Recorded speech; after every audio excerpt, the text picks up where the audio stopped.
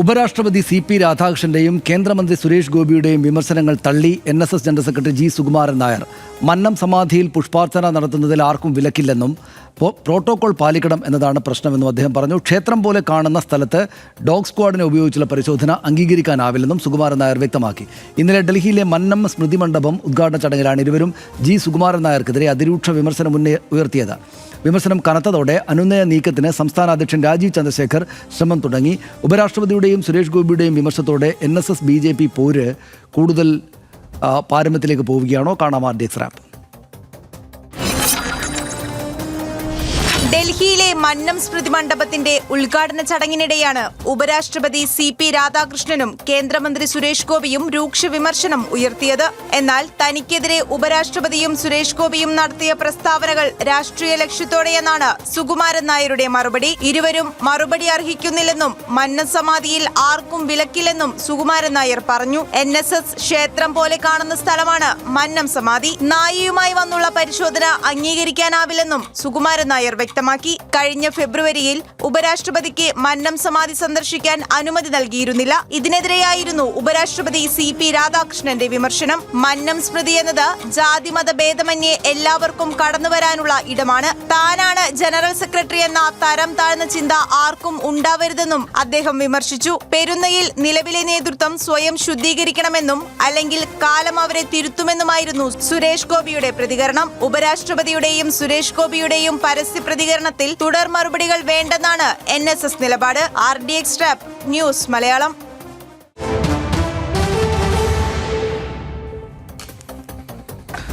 മന്നം സമാധിയിൽ ഇന്നയാൾ വരണം ഇന്നയാൾ വരേണ്ട എന്നൊരാൾ തീരുമാനിക്കുമെന്ന ചിന്ത വേണ്ടെന്നായിരുന്നു ഉപരാഷ്ട്രപതി CP രാധാകൃഷ്ണന്റെ വിമർശനം.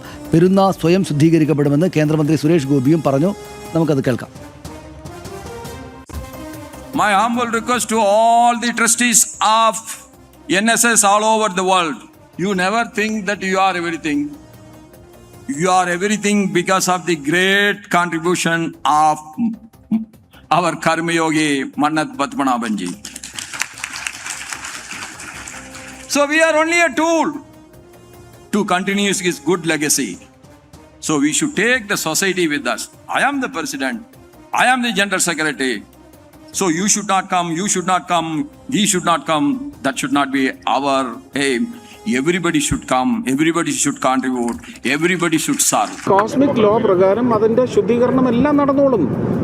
അതിപ്പോൾ ഇരിക്കുന്നവർ നടത്തിയെന്ന് വരും. ആവുന്നില്ലേ? ഇലക്ഷന് ശേഷം വലിയ ശുദ്ധി നടന്നില്ലേ? ഇല്ലേ? അതുപോലെ വരട്ടെ. പക്ഷെ അതിനെ നമ്മൾ ഡൈല്യൂട്ട് ചെയ്യാനോ അതിൻ്റെ ശക്തി മറ്റു ചില ഉദ്ദേശങ്ങൾക്കായിട്ട് അത് തകർക്കാനായിട്ട് ഇറങ്ങണ്ട. പക്ഷേ ഇതിപ്പോൾ അദ്ദേഹം പിന്നെ മറുപടി പറയുകയൊക്കെ ചെയ്തു.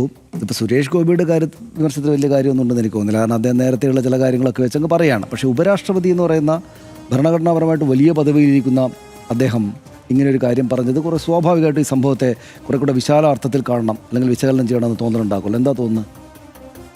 അതായത് ഉപരാഷ്ട്രപതി CP രാധാകൃഷ്ണൻ്റെ കാര്യം നമുക്കറിയാമല്ലോ. അടിയുറച്ച RSSകാരൻ തന്നെയാണ് ഉപരാഷ്ട്രപതി CP രാധാകൃഷ്ണൻ. 18 വർഷം RSSൽ പ്രവർത്തിച്ചയാളാണ് G സുകുമാരൻ നായർ. അദ്ദേഹത്തിന് അങ്ങനെ ഒരു ഭൂതകാലമുണ്ട്.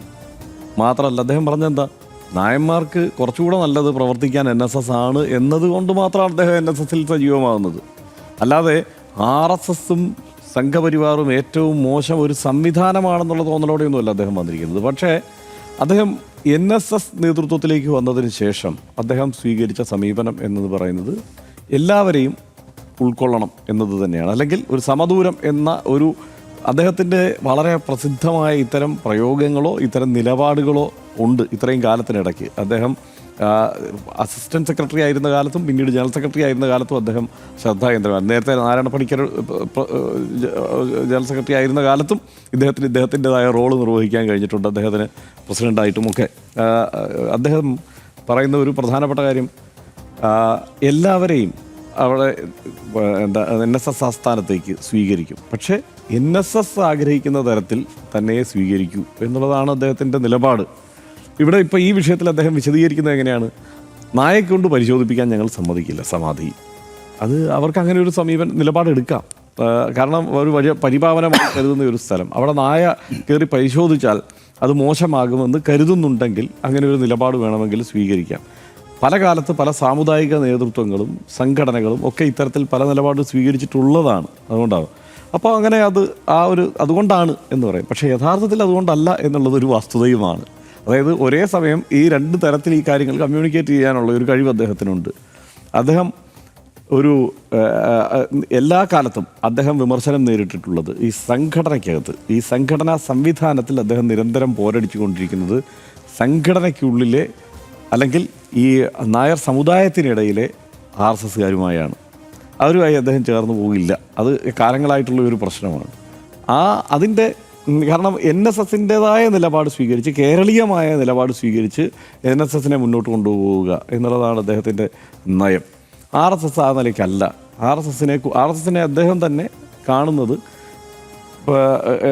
നായന്മാർക്ക് പറ്റിയ ഒരു സംഘടനയായിട്ടല്ല. പക്ഷേ അദ്ദേഹത്തിന് അങ്ങനെ കരുതാനേ പറ്റൂ.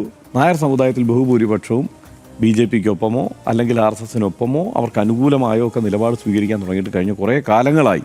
പക്ഷേ ഇപ്പോഴും അദ്ദേഹത്തിന് ഈ സംഘടനയുടെ ചരണം അദ്ദേഹം വിട്ടിട്ടില്ല എന്നുള്ളതാണ് അതിൻ്റെ ഒരു പ്രത്യേകത. കാരണം അദ്ദേഹത്തെ വളരെ ബഹുമാനത്തോടെ തന്നെയാണ് സമുദായ അംഗങ്ങൾ, വലിയൊരു വിഭാഗം ആളുകൾ കാണുന്നത്. സംഘടനയുടെ ഘടനയ്ക്കുള്ളിൽ കയറി വേറൊന്നും തൽക്കാലം അദ്ദേഹത്തിനെതിരെ ചെയ്യാൻ മറ്റാർക്കോട്ട് കഴിഞ്ഞിട്ടുമില്ല. ഇത് ആദ്യമായിട്ട്. പക്ഷേ ഇത് RSSനെതിരെ മാത്രമുള്ളൊരു സമീപനമോ നിലപാടോ അല്ല. അദ്ദേഹത്തിൻ്റെ ധാർഷ്ട്യവും താൻപോരിമയും ഒക്കെ കൊണ്ട് മാത്രം മുമ്പ് പലപ്പോഴും ഇത്തരം നിലപാടുകൾ അദ്ദേഹം സ്വീകരിച്ചിട്ടുമുണ്ട്. ഇതും വസ്തുതയാണ്. അതായത് നേരത്തെ VN സുധീരൻ അവിടെ പുഷ്പാർച്ചന അർപ്പിക്കാൻ വേണ്ടി വരുമ്പോൾ അദ്ദേഹത്തെ കാണാൻ നിൽക്കാതെ പോയത് വലിയ വിവാദവും വാർത്തയൊക്കെ ആയിരുന്നു. CV ആനന്ദബോസിനെ അങ്ങോട്ട് കേട്ടില്ല എന്നുള്ള തീരുമാനം പറഞ്ഞു. എല്ലാ കാലത്തും പല കോൺഗ്രസ്സുകാരെയും അദ്ദേഹം കാണാൻ അനുവാദം കൊടുക്കില്ല. പലപ്പോഴും അവരെ ഇട്ട് പൂച്ച എലിയെ ചുറ്റിക്കുന്നത് പോലെ ഇട്ട് ചുറ്റിക്കുന്ന പരിപാടി അദ്ദേഹത്തിന് കാലങ്ങളായിട്ടുണ്ട്. ഇടയ്ക്ക് കുറേ കാലം രമേശ് ചെന്നിത്തലയായിട്ട് പിണങ്ങിയിരിക്കുകയായിരുന്നു. രമേശ് ചെന്നിത്തലയുടെ എന്തൊക്കെയോ നിലപാടുകളോട് പുള്ളിക്ക് എന്തോ വിയോജിപ്പ് എന്നുള്ള മട്ടിലൊക്കെ നിന്ന് അവസാനം രമേശ് ചെന്നിത്തലയെ സ്നേഹിക്കാൻ തുടങ്ങിയപ്പോൾ പുള്ളിയെ എക്സ്ട്രീം സ്നേഹിക്കാൻ തുടങ്ങി. അങ്ങനെയാണ് അദ്ദേഹത്തിൻ്റെ പൊതുരീതി. NSSും നായർ സമുദായാംഗങ്ങളും ഒക്കെ ഇത് ആസ്വദിക്കുന്നുണ്ട്. അതുപോലെ തന്നെ കേരളീയ സമൂഹം മൊത്തത്തിൽ അദ്ദേഹത്തിൻ്റെ ഈ നിലപാടുകൾ ആസ്വദിക്കുന്നുണ്ട് എന്നാണ് എനിക്ക് തോന്നുന്നത്. കാരണം ഈ സുരേഷ് ഗോപിയെ ഈ കൈകാര്യം ചെയ്യുമ്പോൾ അത് വേറൊരു തരത്തിലാണ് ചർച്ച ചെയ്യുക പൊതുവെ. അതായത് അതിലാർക്കാണ് പിന്തുണ പൊതുസമൂഹം കൊടുക്കുക എന്ന് ചോദിച്ചാൽ നമുക്ക് വളരെ കൗതുകമായി തോന്നും. ഒരാളെ അപമാനിക്കുകയല്ലേ ചെയ്തത് എന്നുള്ള ചിന്ത ഒരു ഭാഗത്ത് വരുമ്പോൾ തന്നെ ഇപ്പുറത്ത് സുകുമാരൻ നായരുടെ ഒരു രീതി എന്ന മട്ടിൽ ഇത് കുറേയേറെ അംഗീകരിക്കപ്പെട്ടിട്ടുണ്ട്. അത് ആ നിലയ്ക്ക് വേണം ഇതിനെ. എനിക്കും ഇപ്പോൾ ശരി ഉപരാഷ്ട്രപതിയോടൊക്കെ ഇത് ചെയ്യുമെന്നുള്ളത് നമ്മളോട്ട് പ്രതീക്ഷിച്ചതല്ല. പക്ഷേ അതിനെയും ആ നിലയ്ക്ക് മാത്രമേ തൽക്കാലം എനിക്ക് കാണാൻ തോന്നുന്നുള്ളൂ. അദ്ദേഹം ഇതിപ്പോൾ RSSനോട് മാത്രമായി പ്രത്യേകം ചെയ്തതാണോ എന്നുള്ള കാര്യത്തിൽ എനിക്ക് സംശയമുണ്ട്. അല്ല, ഇതിനകത്ത് അങ്ങനെയല്ല, ഹർഷം പറഞ്ഞ തന്നെയാണ് ഒരു കാര്യം. പക്ഷേ RSSനോട് RSS NSSനെ പിടിച്ചാൽ പിന്നെ NSS ഇല്ല എന്നറിയാവുന്ന ആളുകളാണ് സുകുമാരൻ നായർ മാത്രമല്ല, അദ്ദേഹത്തിൻ്റെ മുൻഗാമിയായിട്ടുള്ള നാരായണക്കുറുപ്പ്. അതായത് RSSനോട് ഹർഷം പറഞ്ഞല്ലോ, RSS തന്നെ 18 വർഷം ഇദ്ദേഹം പ്രവർത്തിച്ചാണ്. RSSനോട് ഐഡിയോളജിക്കലായിട്ട് എന്തെങ്കിലും എതിർപ്പുള്ള ആളുകളല്ല ഒരുപക്ഷെ അദ്ദേഹവും അദ്ദേഹത്തെ പോലെ ഒരുപാട് NSS അംഗങ്ങളും. പക്ഷേ എന്താ പ്രശ്നം എന്ന് വെച്ചാൽ RSS വന്നിട്ട് RSSനെ പോലൊരു വലിയ സംവിധാനം ഇപ്പോൾ ആണെങ്കിൽ സകലമാന കരുത്തുള്ള സംവിധാനം വന്നിട്ട് ഈ NSSൻ്റെ മുകളിലേക്ക് അവരുടെ കണ്ണെടുത്ത് വെച്ചാൽ പിന്നെ NSS ഇല്ല. പിന്നെ NSS എന്ന് വെച്ചാൽ RSSൻ്റെ അസംഖ്യം ഇപ്പോൾ രാഷ്ട്രീയ സ്വയം സേവക് സംഘ് എന്ന് നമ്മൾ വിക്കിപീഡിയയിൽ അടിച്ചു നോക്കി കഴിഞ്ഞാൽ ഒരു 150 സംഘടനകളുടെ പേരിങ് വരും. ഇതിൻ്റെ ഒരു അംബ്രല്ല ഓർഗനൈസേഷനാണല്ലോ RSS. അപ്പോൾ അതിലൊന്നായിട്ട് NSS ചുരുങ്ങും. പക്ഷേ എല്ലാ കാലത്തും NSSൻ്റെ വ്യതിരിക്തത, അതിൻ്റെ ഒറ്റക്കുള്ള കരുത്ത് ഈ നേതാക്കൾ എടുത്തു വെച്ചിട്ടുണ്ട്, എപ്പോഴും പിടിച്ചിട്ടുണ്ട്. അതിനകത്തേക്ക് കടന്നു കയറാൻ ആരെയും സമ്മതിച്ചിട്ടില്ല. RSSനെ പ്രത്യേകിച്ചും ഇപ്പോൾ കമ്മ്യൂണിസ്റ്റുകാരോ കോൺഗ്രസ്സുകാരോ വന്നാൽ ഇവർക്ക് പ്രത്യേകിച്ച് തട്ടുകേടൊന്നും പറ്റാനില്ല. സമദൂരമൊക്കെ ആയിട്ട് അങ്ങനെ അവിടെ നിൽക്കേണ്ടടുത്ത് തോന്നും. കമ്മ്യൂണിസ്റ്റുകാരൊന്ന് വല്ലാതെ അങ്ങോട്ട് വരാൻ പോകുന്നില്ല. കോൺഗ്രസ്സുകാർ ഇങ്ങോട്ട് വന്നാൽ തന്നെ നമ്മുടെ കാര്യങ്ങൾക്കനുസരിച്ച് നടക്കും. പക്ഷേ RSSകാർ ഇനി അങ്ങനെ അടുപ്പിച്ചുകൂടാ എന്നൊരു തോന്നൽ രാഷ്ട്രീയമായിട്ട് ഇവരുടെ ഉള്ളിൽ ഉണ്ടെന്നുള്ളൊരു വസ്തുത തന്നെയാണ്. പക്ഷേ ഇപ്പോൾ രണ്ട് കാര്യങ്ങളാണ്. ഒന്ന്, നായയെ കൊണ്ടൊന്ന് കയറ്റാൻ പറ്റില്ല. അതുകൊണ്ടാണ് മറ്റേ അദ്ദേഹത്തെ തടയേണ്ടത്, അദ്ദേഹത്തിൻ്റെ അനുവാദം നിഷേധിക്കേണ്ടതായിട്ട് വന്ന CP രാധാകൃഷ്ണൻ ഉപരാഷ്ട്രപതിക്ക്. സുരേഷ് ഗോപിയാണെങ്കിൽ ബജറ്റ് സമ്മേളനത്തിൽ കയറി എന്നാണ് പറഞ്ഞത്. അപ്പോൾ അത് പണ്ടാരോ പാർലമെൻറ്റിൽ പോയിട്ട് ലോക്സഭയിൽ കയറുന്നതിന് പറഞ്ഞ് രാജ്യസഭയിൽ കയറിയ കഥയില്ല. അതുപോലെ അദ്ദേഹത്തിന് പ്രവേശനമില്ലാത്തൊരിടത്തേക്ക് സുരേഷ് ഗോപി വന്നുകൊണ്ടാണ് തടഞ്ഞതെന്നാണ് അദ്ദേഹം പറയുന്നത്. നമുക്കറിയില്ല, പറഞ്ഞത് കേട്ടതേ ഉള്ളൂ. പക്ഷേ സുരേഷ് ഗോപിക്ക് വലിയ അപമാനമായിപ്പോയി. അത് പിന്നെ ഒരു തരത്തിൽ ഇൻസൾട്ട് ചെയ്യുന്ന വിധത്തിലാണ് പുറത്തേക്ക് വിട്ടത്. പിന്നെ ഈ പറയുന്ന പോലെ ഇതിനകത്തൊക്കെ ഒരു രസമുള്ളത് കൊണ്ട് പൊതുസമൂഹം അങ്ങനെ നിൽക്കുകയാണ്. പിന്നെ അങ്ങനെ അതങ്ങ് പോയതാണ്. അതിൻ്റെ ചുരുക്ക് വെച്ചിട്ടാണ് ഇപ്പോൾ സുരേഷ് ഗോപി ഏതായാലും RSS തന്നെയും ഉപരാഷ്ട്രപതി തന്നെ ഇങ്ങനെ പറയുന്നുണ്ടല്ലോ എന്നുള്ള മട്ടിൽ ഒരു ധൈര്യം കാണിക്കലാണ് അദ്ദേഹം കണ്ടത്. അപ്പോൾ അദ്ദേഹം ഉപരാഷ്ട്രപതിക്ക് ഇക്കാര്യത്തിൽ ഈ പറയുന്ന പോലെ RSSൻ്റെ ഒരു പൊതു ലൈനും NSSൽ നമ്മുടെ സ്വാധീനം വേണമെന്നുള്ളൊരു പൊതു ലൈനും പിന്നെ ഈ വന്നപ്പോൾ ഉണ്ടായിരിക്കുന്ന ഒരു ഗുണകരമല്ലാത്ത ഈ മനോഭാവം കൊണ്ട് അദ്ദേഹം ഇന്നിപ്പോൾ സത്യത്തിൽ ആ മന്നം അവിടെ ഡൽഹിയിലെ മന്നം ആസ്ഥാനത്ത് അദ്ദേഹത്തിൻ്റെ പ്രതിമ അനാച്ഛാദനമൊക്കെ വന്നതുപോലും ഇതിനൊരു ബദൽ സംവിധാനം എന്ന പോലെയാണ്. പക്ഷേ യഥാർത്ഥത്തിൽ NSSൻ്റെ ഓഫീസാണെന്നൊക്കെ പറയുമ്പോഴും സുകുമാരൻ നായരുടെ NSSൻ്റെ ഒരു കസ്റ്റഡിയിലുള്ള സ്ഥലമല്ല അത്. അതുകൊണ്ടാണ് അങ്ങനെ ഒരു ചടങ്ങ് അവിടെ നടന്നതെന്നാണ് എനിക്ക് തോന്നുന്നത്. അപ്പോൾ അങ്ങനെ ആ നിലക്കൊരു പിന്നെ കാര്യം ഉണ്ട്. അപ്പോൾ ഇതിങ്ങനെ ഈ എന്താണ് NSSനപ്പം ഇത് പക്ഷേ മറ്റൊരു കാര്യമുള്ളത് എന്താണെന്ന് പറയാം പെട്ടെന്ന് തന്നെ ഓർമ്മയെന്ന് പോയി. അതായത് ഈ ഉപരാഷ്ട്രപതി പറയുകയാണ് നിങ്ങൾ ആണെല്ലാം എന്ന് വിചാരിക്കരുത് എന്ന് NSSൻ്റെ ജനറൽ സെക്രട്ടറിയോട് പറയുന്നൊരു അഭംഗിയുണ്ട്. കാരണം ഇതിനകത്ത് നിങ്ങൾ ഞങ്ങളോട് ചെയ്തതിന് ഞങ്ങൾ തിരിച്ചു ചില കാര്യങ്ങൾ ചെയ്യും, നിങ്ങൾ ചെയ്യുന്നത് ശരിയല്ല എന്നൊക്കെ പറയാം. പക്ഷേ നിങ്ങളാണെല്ലാം എന്ന തോന്നൽ നിങ്ങൾക്കുണ്ടാകരുതെന്ന് പറയാൻ യഥാർത്ഥത്തിൽ അത് കുറച്ച് ശരിയല്ലാത്തൊരു പറച്ചിലായിപ്പോയി എന്ന തോന്നലാണ് എനിക്ക് കേട്ടപ്പോൾ തോന്നിയത്. നമ്മളിപ്പോൾ ഓരോ സംഘടനക്കും അതിൻ്റെ പ്രസിഡന്റ് സെക്രട്ടറിയൊക്കെ പ്രധാനപ്പെട്ടതല്ലേ. ഇപ്പോൾ CPMൻ്റെ സംസ്ഥാന സെക്രട്ടറിയോട് നിങ്ങളാണെല്ലാം എന്ന് കരുതരുതെന്ന് വിചാരിച്ചാൽ അത് അവർ ആ പൊസിഷനിൽ ഇരിക്കുന്നിടത്തോളം അവരാണല്ലോ അതിൻ്റെ ആള്. RSSൻ്റെ അധ്യക്ഷൻ മോഹൻ ഭഗവതിനോട് നിങ്ങളാണെല്ലാം എന്ന് തോന്നരുത് കേട്ടോ. എന്ന് വെച്ചാൽ RSSൻ്റെ ആസ്ഥാനത്തേക്ക് നാഗ്പൂരിലേക്ക് നമ്മൾ ചെല്ലാൻ പോയപ്പോൾ എന്തോ കാരണത്താൽ അവരുടേതായിട്ടുള്ള ചില കാരണങ്ങളാൽ അവർ നമ്മളെ തടഞ്ഞു. അപ്പോൾ നിങ്ങളാണെല്ലാം എന്ന് കരുതരുത് നമ്മൾ പ്രസംഗിച്ചെന്നുണ്ടാവും. നമ്മളല്ല ഉപരാഷ്ട്രപതിനെ പ്രസംഗിച്ചെന്നുണ്ടാവും. അദ്ദേഹമാണ് അതിൻ്റെ എല്ലാം. മോഹൻ ഭഗവത് RSSൻ്റെ നേതൃരൂപം ഉടൽ രൂപമാർന്നതാണ്. കുമാരൻ നായർ തന്നെ അത് തമാശ മട്ടിൽ പറഞ്ഞിട്ടുണ്ട്, നായന്മാരുടെ പോപ്പാണ് ഞാൻ. നായന്മാരുടെ പോപ്പാണ്. അപ്പോൾ അത് അനുവദിച്ചു കൊടുക്കണം. നിങ്ങൾ അവിടെ ഇരുന്നിട്ട് ഈ ചെയ്യുന്ന കാര്യം ശരിയല്ല എന്നല്ലാതെ നിങ്ങളാണെല്ലാം എന്ന് പറയാൻ ജനറൽ സെക്രട്ടറി സംഘടനയുടെ എല്ലാമാണ്. അതിപ്പോൾ നമ്മൾ അനുവദിച്ചു കൊടുക്കുക എന്നല്ലാതെ അതൊരു സുഖകരമായ വർത്തമാനമായില്ല. ഇന്ന് മാത്രമല്ല ഉപരാഷ്ട്രപതി പദവി എന്ന് വെച്ചാൽ രാജ്യത്തെ ഭരണഘടനാദത്തമായിട്ട് ഒന്നാമത്തോ രണ്ടാമത്തോ ഒക്കെ പൊസിഷനല്ലേ. അപ്പോൾ ആ പൊസിഷനിൽ നിന്നിട്ട് നമ്മുടെ പോലുള്ള NSSനെ പോലൊരു സംഘടനയെ അങ്ങനെ വിമർശിക്കേണ്ടിയിരുന്നില്ല എന്നൊരു തോന്നൽ എനിക്ക് ഇപ്പോഴും ഉണ്ട്. പ്രത്യേകിച്ചും അതുപോലൊരു ചടങ്ങിൽ മന്നത്തെ ആദരിക്കുന്ന പോലൊരു ചടങ്ങിൽ വെച്ച് അങ്ങനെ ചെയ്യരുതായിരുന്നു എന്നൊരു തോന്നൽ ഒരു നോക്കുമ്പോൾ എനിക്ക് തോന്നുന്നുണ്ട്.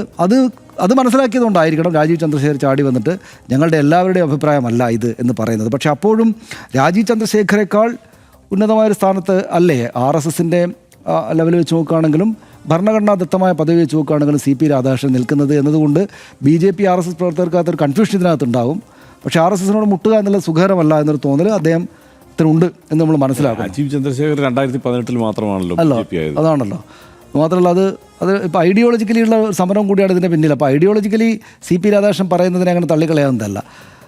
ഉപരാഷ്ട്രപതി CP രാധാകൃഷ്ണനും കേന്ദ്രമന്ത്രി സുരേഷ് ഗോപിയും നടത്തിയ വിമർശനങ്ങൾക്ക് തെല്ലും വിട്ടുവീഴ്ചയില്ലാതെ തന്നെയായിരുന്നു NSS general secretary G Sukumaran നായരുടെ മറുപടി. ഇരുവരുടെയും വിമർശനങ്ങൾക്ക് പിന്നിൽ വ്യക്തമായ രാഷ്ട്രീയ താല്പര്യങ്ങളും ഗൂഢലക്ഷ്യങ്ങളുമുണ്ട് എന്നാണ് NSS നേതൃത്വം വിലയിരുത്തുന്നത്. മന്നം സമാധിയിൽ ആർക്കും പ്രവേശന വിലക്കില്ല എന്ന് സുകുമാരൻ നായർ വ്യക്തമാക്കുമ്പോഴും സുരക്ഷാ പരിശോധനയുടെ പേരിൽ കടുംപിടുത്തം തുടരുകയുമാണ്. നായകളെ സമാധി സ്ഥാനത്തേക്ക് കയറ്റാൻ അനുവദിക്കില്ല എന്ന നിലപാടിൽ ഉറച്ചു നിൽക്കുകയാണ് സുകുമാരൻ നായർ. ശബരിമലയിലും ഗുരുവായൂരിലും അടക്കമുള്ള ക്ഷേത്രങ്ങളിൽ VIP സുരക്ഷയുടെ ഭാഗമായി നായയെ കൊണ്ടുവന്ന് പരിശോധന നടത്തുന്നുണ്ട് എന്നാണ് വാസ്തവം. ഭരണഘടനാ പദവിയിലുള്ളവർ വരുമ്പോഴുള്ള പതിവ് സുരക്ഷയുടെ ഭാഗമാണ് ഇത്തരം പരിശോധനകളും. ഉപരാഷ്ട്രപതിയും കേന്ദ്രമന്ത്രിയും സുകുമാരൻ നായർക്കെതിരെ രംഗത്ത് വന്ന സാഹചര്യത്തിൽ അനുനയ ശ്രമത്തിനാണ് സംസ്ഥാന അധ്യക്ഷൻ രാജീവ് ചന്ദ്രശേഖരൻ്റെ ശ്രമം എന്ന് വേണം മനസ്സിലാക്കാൻ. BJP നേതൃത്വത്തിൻ്റെ അനുനയ ശ്രമങ്ങൾ വിജയിക്കുമോ എന്ന് കാത്തിരുന്ന് തന്നെ കാണാം. ഇടവേളയിലേക്ക്.